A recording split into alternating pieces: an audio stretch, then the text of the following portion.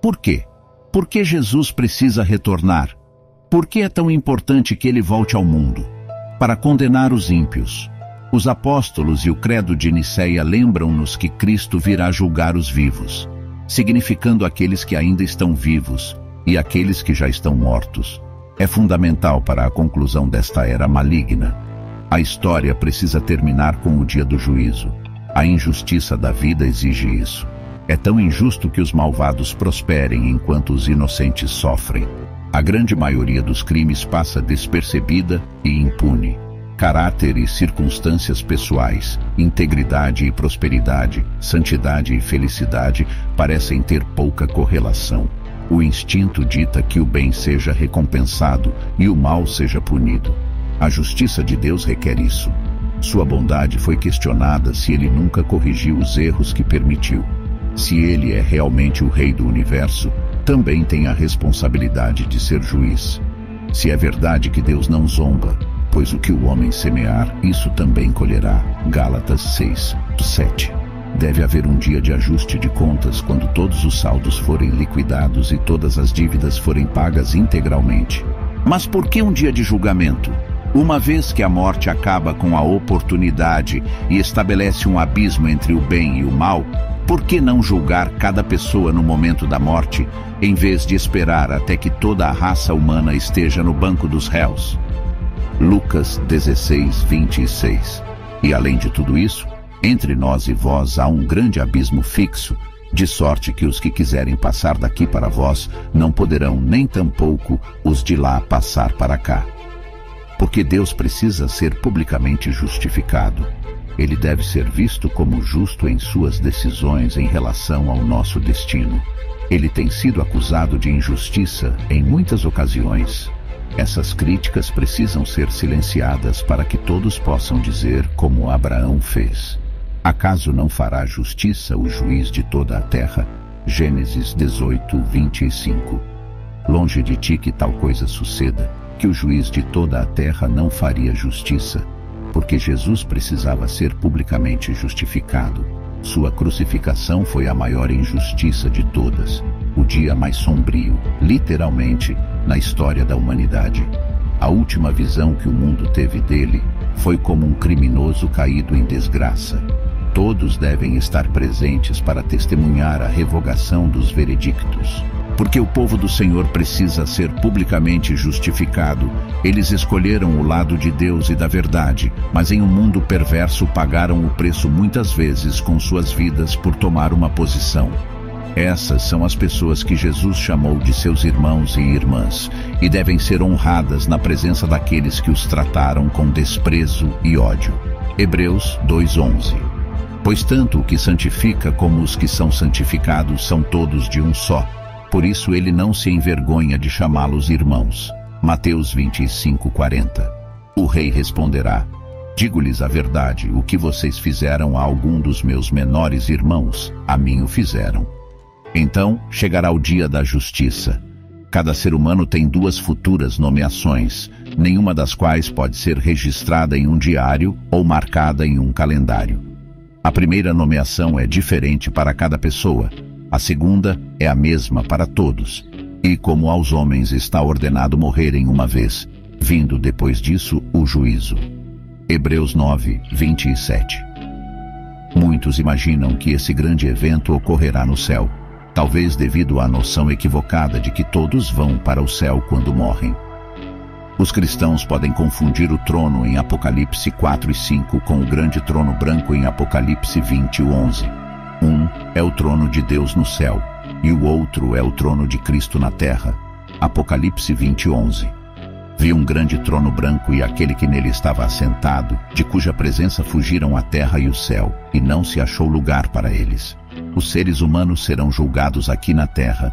Este é o lugar onde viveram em pecado. Este é o ponto em que seu destino será decidido. Como um Deus santo permitiria que os pecadores entrassem no céu, mesmo que fosse por um único dia? Claro que muitos já terão morrido e precisarão ser ressuscitados para serem julgados. A Bíblia antecipa a ressurreição tanto dos ímpios quanto dos justos. Daniel 12:2. E muitos dos que dormem no pó da terra acordarão, uns para a vida eterna e outros para vergonha e desprezo eterno. João 5, 29. E sairão os que fizeram o bem para a ressurreição da vida, e os que fizeram o mal para a ressurreição da condenação.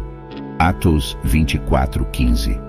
E tenho esperança em Deus, como também estes mesmos esperam, de que haverá ressurreição tanto dos justos como dos injustos. Hades, o reino dos espíritos mortos, liberará seus habitantes para serem reencarnados. Todos, sejam enterrados, cremados ou perdidos no mar, comparecerão novamente diante de seu juiz na terra. Apocalipse 20, 12, 13.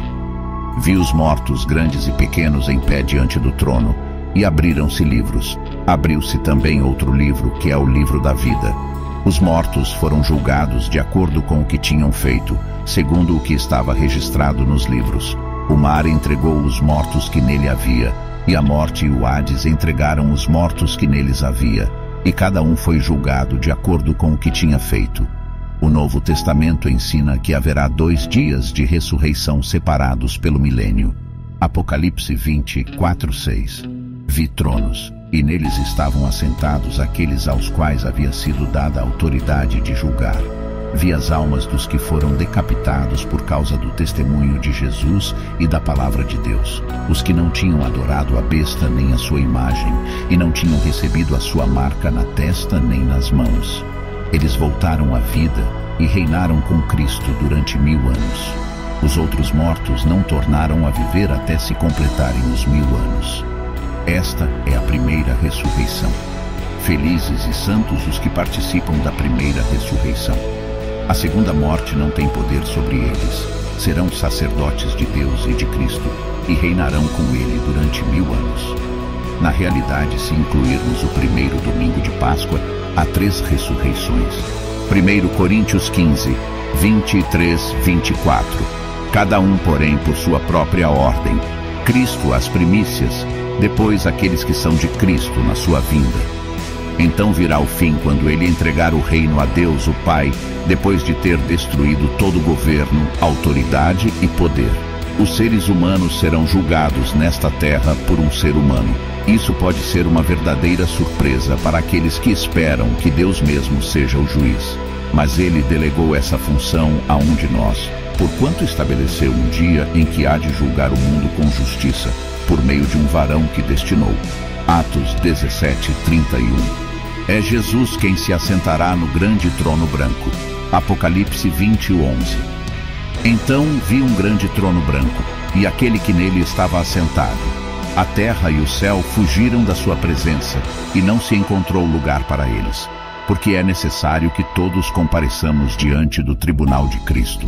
2 Coríntios 5, 10. Durante seu ministério terreno, Jesus afirmou frequentemente que tinha autoridade para decidir o destino eterno de nações e indivíduos. Mateus 7, 21, 23. Nem todo o que me diz Senhor, Senhor, entrará no reino dos céus, mas aquele que faz a vontade de meu Pai que está nos céus. Muitos naquele dia hão de me dizer, Senhor, Senhor, porventura, não temos nós profetizado em teu nome, e em teu nome não expelimos demônios, e em teu nome não fizemos muitos milagres? Então lhes direi explicitamente, nunca vos conheci. Apartai-vos de mim, os que praticais a iniquidade.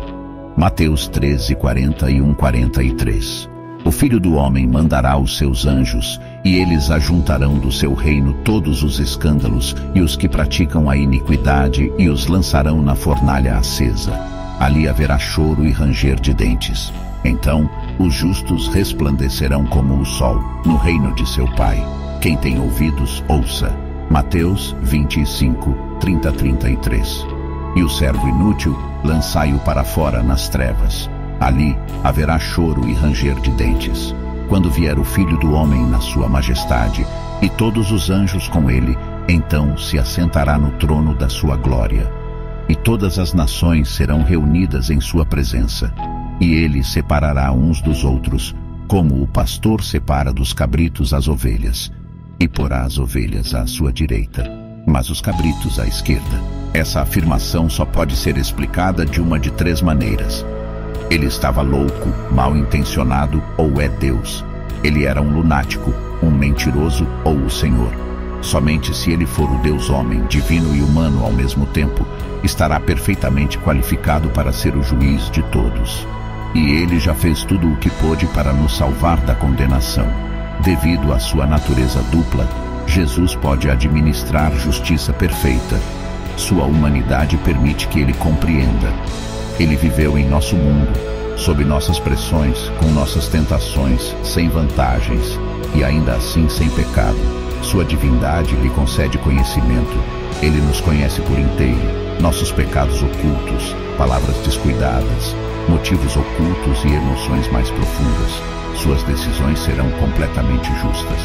Além disso, ele levará em conta nosso conhecimento ou ignorância do que é certo e errado aos olhos de Deus. A Bíblia declara inequivocamente que seremos julgados de acordo com a luz que recebemos, seja a plena luz do Evangelho, a meia luz dos 10 mandamentos, ou uma luz menor que brilha através da criação externa e da consciência interna. Romanos 1:20. Porque os atributos invisíveis de Deus, assim o seu eterno poder, como também a sua própria divindade, claramente se reconhecem desde o princípio do mundo, sendo percebidos por meio das coisas que foram criadas. Tais homens são, por isso, indesculpáveis. Romanos 2:12-16. Porquanto todos os que pecaram sem lei também sem lei perecerão, e todos os que pecaram sob a lei, mediante a lei serão julgados.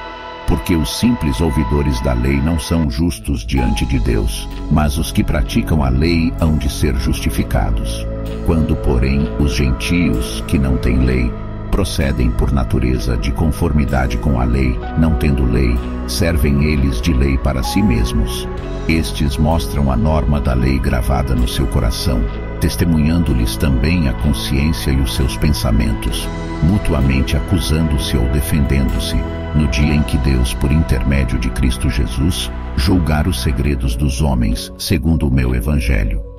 Por outro lado, toda a nossa vida ficará exposta, cada pensamento, palavra e ação. Romanos 2:6. O qual recompensará cada um segundo as suas obras. Segundo Coríntios 5:10.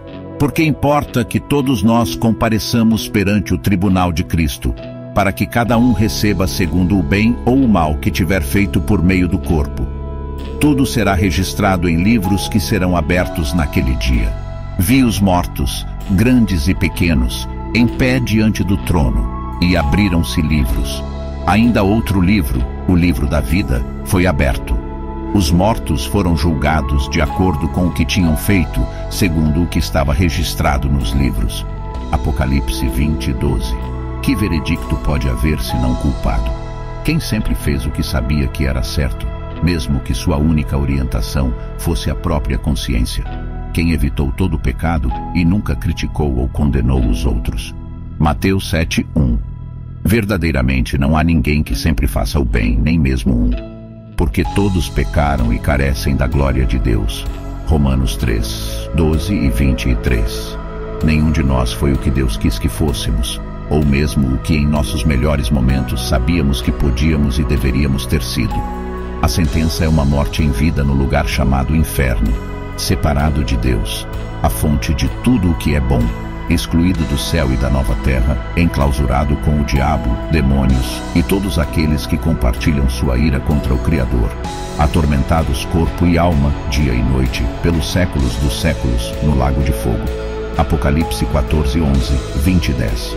Com a angústia e frustração de saber que as oportunidades desperdiçadas nunca se repetirão. Não é de surpreender que Jesus tenha falado com horror sobre tal destino, advertindo seus discípulos do perigo e estando disposto a sacrificar-se para salvá-los disso. Assim, toda a raça humana será condenada nesse tribunal. Considerando a cena, além dos milhões de volumes biográficos, ainda outro livro, o livro da vida, foi aberto. Apocalipse 20:12. Todas as pessoas listadas nesse livro serão absolvidas, escapando do veredito e da sentença. É um livro que existe desde o princípio dos tempos. Ele é mencionado tanto no Antigo quanto no Novo Testamento. Filipenses 4:3. Mas é mais frequente no Apocalipse. Êxodo 32, 32, 33. Agora, pois, perdoa-lhe o pecado, senão risca-me. peço-te do livro que escreveste. O Senhor respondeu a Moisés: aquele que pecar contra mim, a este riscarei do meu livro. Os nomes são escritos pelo próprio Deus. É uma lista das pessoas que ele confiou a seu filho. João 17:6. Como resultado é conhecido como o livro da vida do Cordeiro. Apocalipse 21:27. Nela jamais entrará coisa impura, nem o que pratica abominação e mentira, mas somente os inscritos no livro da vida do Cordeiro. Como eles se tornaram elegíveis para a inclusão? Colocaram sua fé em Cristo como seu Salvador. Eles foram conduzidos por sua fé. Creram e obedeceram os mandamentos de Deus. Suas ações demonstraram sua fé. Deve-se dizer que a verdadeira fé não é apenas um passo, mas uma longa caminhada. A essência de crer em alguém é continuar a crer, aconteça o que acontecer. Fé e fidelidade são exatamente a mesma palavra em hebraico e grego. Conforme Deus revelou a Moisés, os nomes no livro da vida podem ser apagados. Êxodo 32:33. Respondeu o Senhor a Moisés: a quem houver pecado contra mim, a este riscarei do meu livro. Apenas o nome daqueles que permanecem fiéis, que superam todas as pressões para desconfiar e desobedecer, permanecerá até o dia em que o livro seja aberto de forma conclusiva. Apocalipse 3:5. O vencedor será assim vestido de vestiduras brancas, e de modo nenhum apagarei o seu nome do livro da vida. Se você deseja continuar a jornada de descobertas e fortalecer sua fé com mais conteúdos inspiradores e estudos bíblicos, não deixe de se inscrever em nosso canal. Clique no botão de inscrição e ative as notificações para não perder nenhum dos nossos próximos vídeos. Compartilhe este conteúdo com seus amigos e familiares para que juntos possamos crescer em conhecimento e amor por Deus. Obrigado por assistir e nos vemos no próximo vídeo. Deus abençoe.